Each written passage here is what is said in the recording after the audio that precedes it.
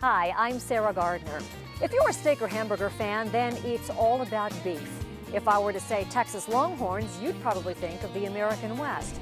But this family cattle ranch raises Texas Longhorns in southeast Ohio. Hi, I'm Jason Shoultz in southwest Florida, where a citrus disease is threatening the state's $9 billion industry. Coming up, I'll tell you what's being done to fight it. Hi, I'm Yolanda Vazquez. The big, beautiful sweet potatoes that are being grown on this Arkansas family farm are special in more ways than one. It's all coming up on America's Heartland. You can see it in the eyes of every woman and man in America's heartland, living close to the land. There's a love for the country and a pride in the brand. In America's heartland, living close to the land.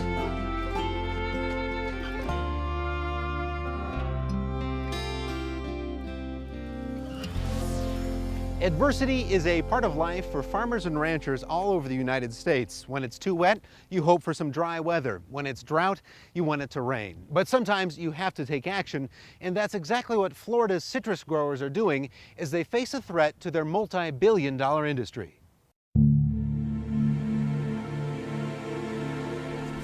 In the citrus groves of Florida, a menace is lurking. It's a silent but destructive force.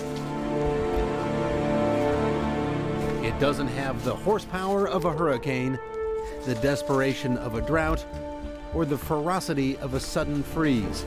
But grower Paul Metter knows just how dangerous this threat is. Paul, what are we looking at here? Well, this is a younger tree inside of a mature orchard that's showing severe symptoms of greening. It's called citrus greening disease, caused by a bacterium that's spreading through Florida's citrus trees like wildfire. Once it attacks a tree, the oranges don't grow in their typical round shape. And we'll cut open the fruit with greening symptoms. And you can see it's off-centered. Of course, it's not just funny-shaped fruit with off-centered stems. In time, the disease can weaken the very core of the tree and cease its production of fruit. And what happens here to this fruit then? Well, typically it'll fall off, and if you look on the ground, that you see a lot of fruit on the ground. Those are pieces of fruit that are showing severe symptoms of the greening disease. It's an industry that's seen its share of challenges in the past. Hurricanes, freezes, and most recently, another disease called citrus canker have reduced the acreage of citrus by a third. But this latest challenge has folks here the most concerned. Greening has been found in more than 30 Florida counties. Greening potentially has the ability, if left unchecked, to wipe out the entire industry. Fritz Roca is an agricultural economist with the University of Florida. He says losing the state's $9 billion citrus industry would send economic shockwaves across the state.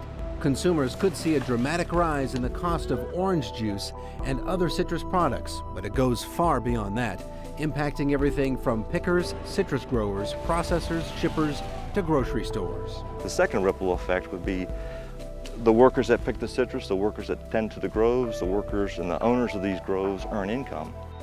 You're taking away the infusion of cash and money that comes into the region or into the state because of citrus. The state's citrus growers, government agencies, and researchers are working to combat this menace, investing tens of millions of dollars in research. The first plan of attack was to cut down trees that show the first sign of the disease. But it can take 2 years for trees to show symptoms of greening, and deciding to cut down trees that are initially producing fruit is not easy for any grower. There were certain places where if you wanted to take out all the greening trees, you would have basically taken out their whole block. They would have lost everything. We didn't recognize the disease until it had already infested a good part of the state. So hopefully we're at the change in the curve now, and we'll be able to manage the disease a little more aggressively. The best hope right now seems to be going after the bug that carries the bacteria. Called a psyllid, it's a tiny flying bug that feeds on the sap of the citrus trees. And when it feeds on an infected tree and moves to another tree, it transfers the bacteria. Phil Stansley is an entomologist researching the tiny disease-carrying psyllid. Those are the little ones, yes. Yeah, those are the nymphs. So those are the immature stages. Those are the ones that pretty much pick up the disease, and then the adults spread it around. In his research lab, Stansley and other researchers are studying one approach: beetles and tiny wasps that feed on the psyllids, reducing their numbers. For now, however, the growers are spraying pesticides to kill the psyllid, but spraying has its environmental and economic limitations. It's a stopgap is what it is until we come up with a more permanent solution. And what we're hoping for is that through genetic changes, improved varieties or whatever, we develop citrus that is no longer susceptible to the bacteria. Chemicals, genetic research, and battling bugs, all part of the arsenal. But in this war, with growers and scientists on the front lines, a magic bullet has so far been elusive. You can't look back and be sad about what took place. You just got to keep looking forward and hope for the best. While Florida is one of the best-known citrus producers in the world, oranges are not native to the Sunshine State. Spanish explorers brought the first oranges to Florida in the 16th century. The majority of the state's orange crop goes directly into orange juice. Americans eat an average of 100 hamburgers a year. Now that's probably fitting since the U.S. is the world's largest producer of beef. Ranchers will tell you that the Longhorn was the first breed of cattle brought into this country way back in the 16th century by the Spanish. Now when you hear the word Longhorn, you probably think of Texas. But in this episode, we're going to talk beef in the Buckeye State.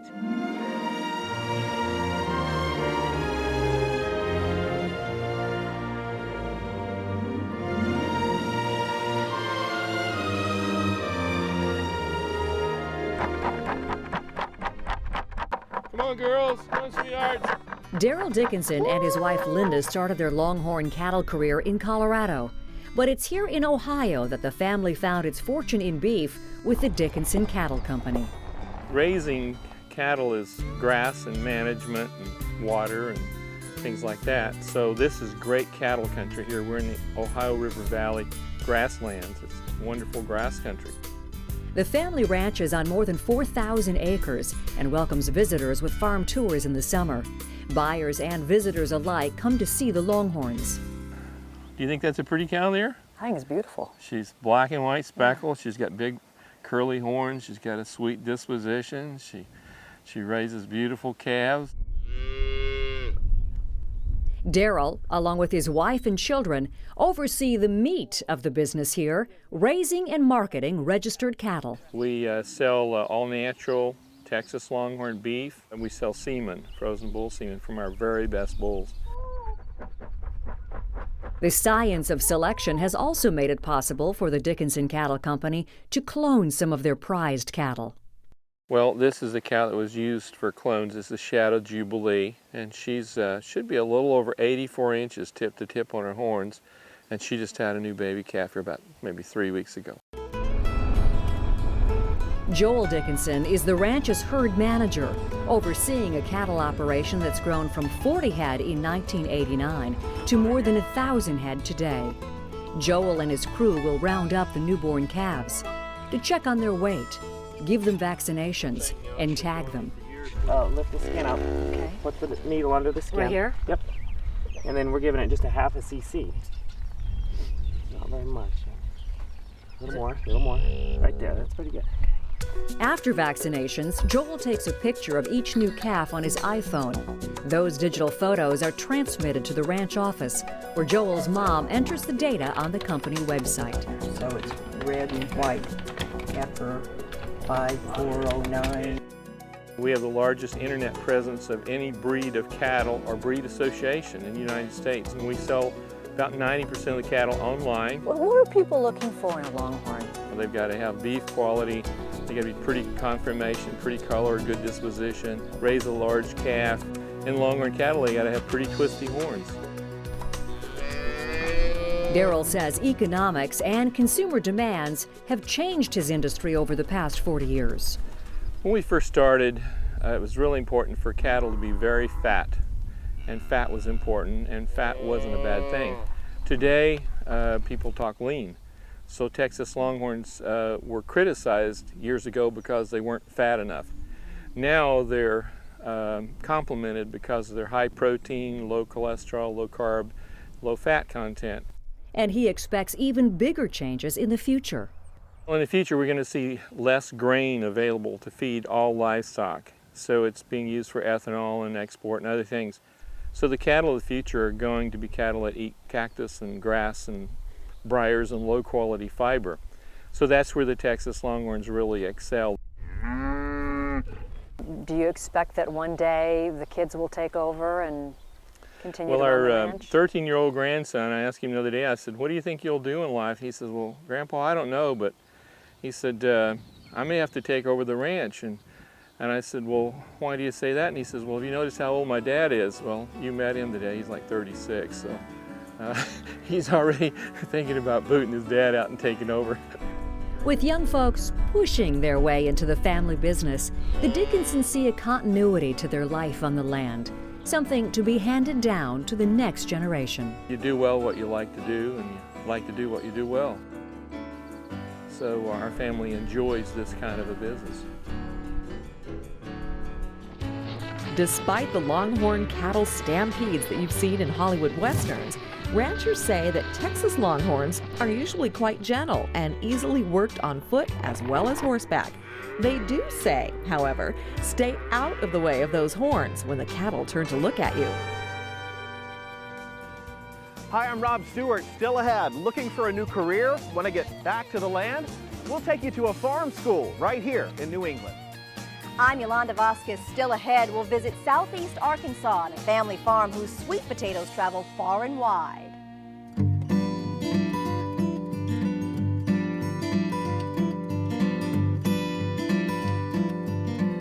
Hi, I'm Paul Robbins, and here's something you may not have known about agriculture. Let's talk about this fruit that many people think is a vegetable. You say tomato, I say tomato. You enjoy this flavor in ketchup, in spaghetti sauce, in salsas, but if you want to be honest about it, the tomato really owes its original success to pizza. Now, pizza's been around since the 6th century BC when Phoenician soldiers reportedly baked a kind of flatbread on their shields and covered it with cheese and dates. Now, the Romans had pizza recipes 2,000 years ago. They baked thin crusted bread with olive oil, herbs, cheese, you name it. Enter the tomato in the 16th century. Spanish explorers discovered the fruit in the New World, brought it back to Europe, and people at first thought tomatoes were poisonous, but when pizza makers in Naples added them to their pies, bada boom, bada bing. Italian immigrants brought pizza to America, but it wasn't until the 1940s that pizza really took off in the US of A. Frozen pizzas came out in the late 1950s, and when you got around to home delivery, well, you know what happened. Look for tomatoes on the more than 3 billion, that's with a B, pizzas sold in the U.S. each year. And since we're doing an agriculture show, let's put it all in context. Americans will eat, on average, 100 acres of pizza a day. Hold the anchovies. If you've never worked on a farm or a ranch, it's hard to understand the kind of commitment you need to succeed in agriculture. But many Americans still have that dream alive and want to get back to the land, whether they're young or old. And for some, a hands-on method is the best approach. Good chicken. The chicken coop. See how she can like kind of pull her neck in like that? Is the classroom at the farm school in Athol, Massachusetts. Here, cowbells replace school bells for the 1,500 inner-city kids that come here every year to learn and live real life on the farm. What kind of reaction do you see when the kids, they come up and they pick up a chicken for the first time? They're from Boston, never touched a chicken. It's fantastic. I mean, it totally freaks their package. It's a brand new world that they're opened up to. Lily Slocum is one of 28 students from Boston taking part in the program. What do you guys like to do best with the cows? It's hands-on for this 3-day field trip. Youngsters sweep the barns, care for pregnant cows, and learn how food makes its way from farm to fork. Did you have any idea that so much went in to bringing you, the food on your table? And Well, I knew that people worked for it, but It's a lot of work to do one little thing. So like one ear of corn takes so much work, and it's a lot more than I thought.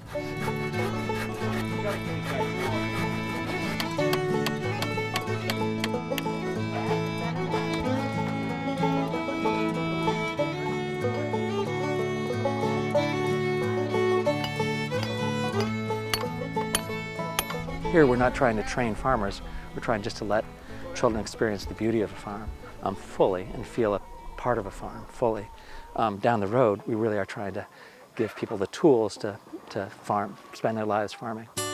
That down the road Ben is talking about is Maggie's Farm. 10 adults taking part in a year-long program that prepares them to farm on their own. Make a big arc, you know, with your arm and just throw the seeds. For 20 years, the farm school has been teaching sustainable agriculture. True to the concept of ag education, this 300-year-old farmhouse is their dorm, and this century-old barn is home to living lessons. We think of it as kind of replacing the family farms that are kind of disappearing all over this country. We're trying to replicate that model where a family of parents were passing down this tradition of farming to their kids, and so that's how we're doing it here. There's a lot of weeds in here too. Julianne Waddell gave up her life behind the desk designing high-end children's clothes and uprooted her 2 teenaged kids for a new slice of life. So we moved 1,300 miles away to come have our adventure. To learn how to farm. Yeah. I think it's very important for everyone, but especially this next generation that's coming up, for them to understand where their food comes from and be connected to their food source. And I think that is, unfortunately, something that we've lost in just a very short amount of time.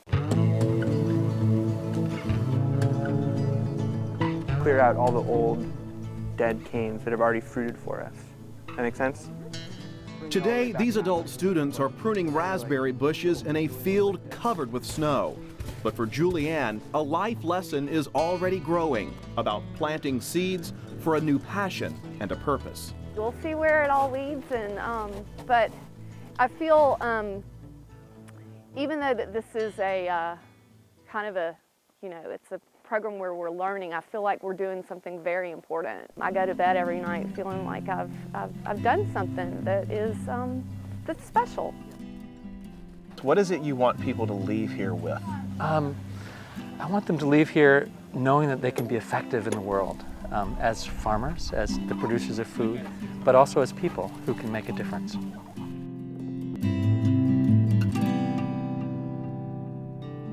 Massachusetts is one of the country's top producers of cranberries, and cranberry juice is the official state beverage. Oh, and while we talk of tasty things, the Fig Newton, the cookie, was named after Newton, Massachusetts.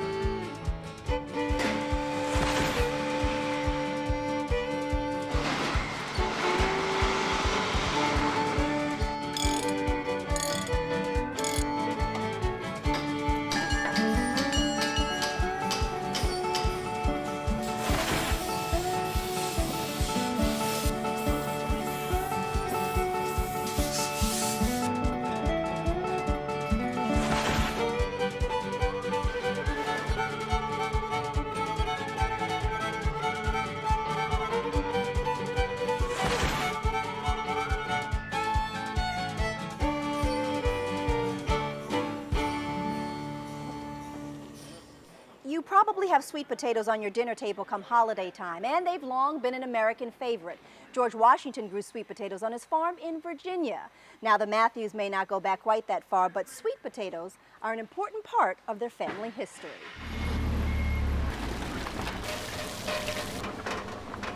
What's it like trying to process and pack close to 1/3 of 1 million pounds of sweet potatoes a week? At Matthews Ridgeview Farms, it means a well-choreographed grading line of workers hand-picking the most perfect-looking potatoes. They want that slick, pretty sweet potato. They don't want crooked and beat up, skint, scarred. So we do the best we can. Terrace Matthews directs operations here at their packing plant and out in the field. An operation that's become the largest grower-producer of sweet potatoes in Arkansas. We're distributing and packing, probably 7, 8 loads a week, maybe 10 on some weeks. Sweet potatoes have been a part of the Matthews family history for over 100 years. Terrace remembers playing in the fields when he was just a youngster. Terrace's dad and uncle marketed their homegrown sweet potatoes locally, but after a while, Terrace and his wife, Kim, decided to branch off on their own. I can see a big vision, and I was putting a lot of effort into it, and which everybody worked, don't get me wrong there. I mean, if you're going to be on this farm or any kind of vegetable farm, you're going to work. I was looking for more growth. I could see growth. Terrace, using his farmland as well as rented fields, planted 800 acres of sweet potatoes. But growing the business also meant turning this old building into a modern sweet potato packing plant. I built a whole new packing line. I went stainless steel, you know, food safety. I was thinking ahead on that. After 7 months, Matthews had created about 20,000 square feet of cooler storage, enough room to house a large inventory of tightly packed cases of prime potatoes. Probably have about 50,000 cases left now. And they'll be packed up and loaded onto a truck in no time if Kim has her way. And then I've got one going to Chicago. Terrace's wife handles the marketing of their sweet potatoes to major retailers and vendors throughout the country. I knew that when we expanded and moved into this facility that I was going to be a big part of the business. Miss Kim, may I help you? So you're going to put the 160 on the truck that's leaving? One part of their sales plan focuses on an international food safety program called Global Gap. I just thought, you know, we need to do this.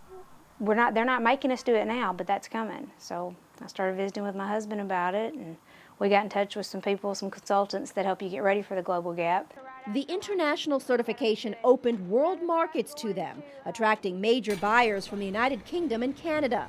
They even added new labels in French. We can assure our customer or a potential new customer that they're going to have a safe product coming from us. Being able to track where their sweet potatoes come from certainly gives the Matthews a competitive edge, but they insist it's the quality of their product that separates them from the pack.